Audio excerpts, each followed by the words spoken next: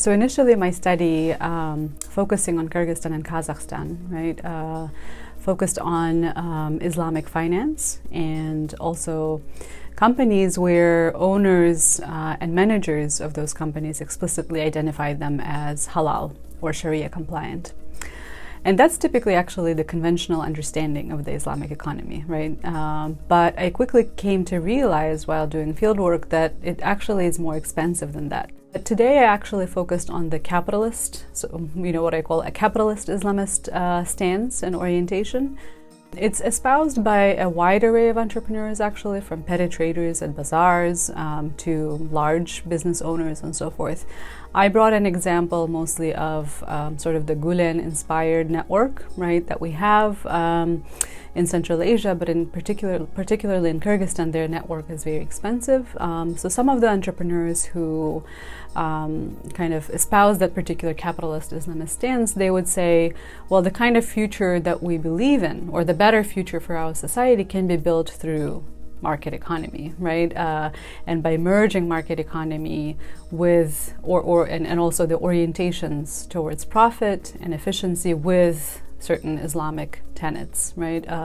So in that sense, this particular sort of socio-political bloc, you may say, right, or a faction, or a segment of the society, they do have their own vision of what kind of Islam they want, right?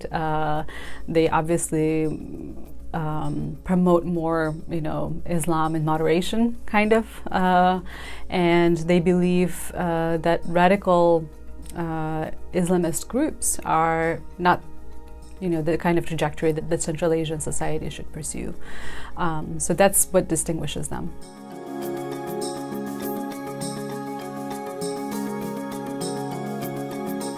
How are they trying to bring in, right, Islam and once again their own piety, right, or perhaps certain kinds of visions and articulations of the future into their also understandings and explorations of questions of freedom, justice, equality or inequality, right? What kinds of structural changes should be happening in the region.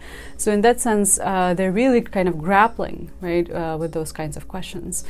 To that extent, it's, I think, also of interest for us, right, as researchers, also to observe, when they do grapple with those questions, what kinds of practices are they bringing in? So, for example, capitalist Islamist, right, orientation, and certain entrepreneurs who espouse this orientation, they actually choose to be non-confrontational with the state, right, and they choose to focus on facilitating and cultivating conducive business environment, right? But there are also other factions, more kind of spiritual, right, oriented Islamist groups, where they say, well, no, my own individual piety is more important, right? How I go to mosque, how I pray, right? So my own pious subjectivity is more important.